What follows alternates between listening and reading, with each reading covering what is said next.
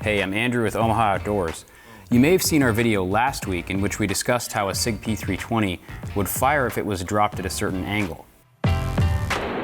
If you didn't see our video, you may have seen one of the dozens of other videos which discuss this same phenomenon. Omaha Outdoors. Omaha Outdoors? Omaha Outdoors. Omaha Outdoors, they did a video. I'm sure you've seen this. The Sig drop test, that's all the craze.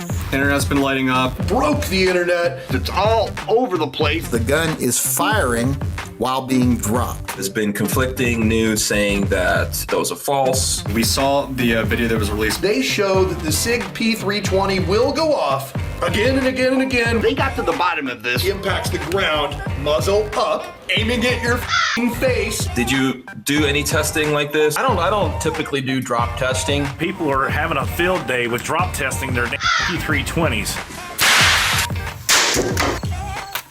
Yeah, 320 roulette. Let's do it again. Here we go. Oh! I'm not encouraging you to do this at home because drop testing can be very dangerous if you don't do it safely.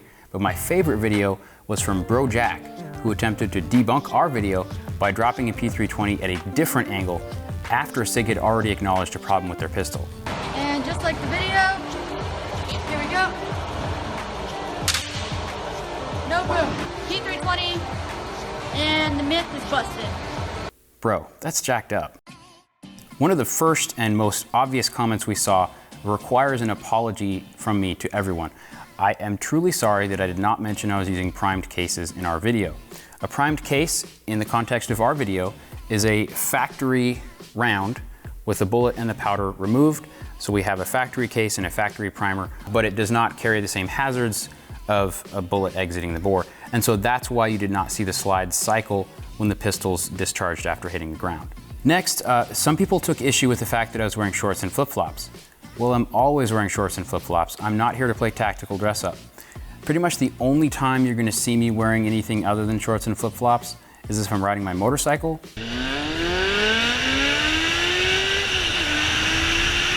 In which case I wear proper protective gear, but otherwise it's hot here. I enjoy wearing flip-flops. Combat flip-flops are awesome and they're comfy. Why would I wear anything else? Next, a lot of people had problems with the fact that we didn't follow standard testing protocols. As I mentioned, those standard testing protocols, with the exception of one test I failed to mention, the Army test, require that the pistol be dropped with the bore, vertical or horizontal, perfect angles every time. That's kind of designed around the way a 1911 would have failed 100 years ago. Those tests really have not been updated to address the ways other pistols might fail. In a way, our video was kind of a Rorschach test. Either you saw it as evidence that those testing protocols need to be updated, or you saw it as evidence that our video was invalid because we didn't follow the testing protocols. It's up to you. We believe that since Sig mentioned that their pistols have a problem, that our test was valid and that the testing protocols need to be updated. Next, what you've all been waiting for, the results of testing for these pistols. First up, Springfield Armory TRP operator. This is a 1911. 1911s have been in the past known to discharge when dropped. This one did not. I dropped it a lot of times. This pistol has seen an incredible amount of abuse. It is still functional, but it did not discharge around, regardless of the angle at which I dropped it. Heckler Koch VP9. This is a striker-fired pistol. This particular one is dirty. Its cousin, the VP9 SK here, is very clean. Neither of them discharged around when dropped, regardless of the angle. Smith & Wesson M&P 45, this is my personally owned gun, and a Smith & Wesson M&P 9 M2.0. This one's seen a ton of abuse. Both of these pistols have been thrown from the trebuchet, the M&P 9 at least half a dozen times. Neither of those pistols fired when dropped. Polymer 80, this is basically a Glock build-it-yourself kit. This has all stock Glock components.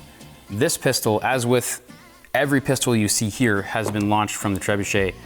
In fact, this one has been launched about half a dozen times at least. This was one of the test pistols I used to set up the weights on the trebuchet. Did not fire when dropped, regardless of angle. Glock 22 Gen 4, Glock 17 Gen 3 modified by Zev, Glock 43, Glock 17 Gen 2. These pistols, again, This one's modified, but the rest are either exactly stock or as close to stock as you're going to find, considering this pistol's almost 30 years old. Some parts have been replaced, but basically it's a stock Glock. None of these pistols fired when dropped. I'm not saying that every single pistol here will never, ever, ever discharge a round if it was dropped at some angle I have yet to discover, but I feel very confident in saying that in our drop tests, they appeared to be perfectly safe. We need to get it out of our head that it's acceptable for a pistol in 2017 to discharge a round when it's dropped from a moderate height on a hard surface. This is not okay.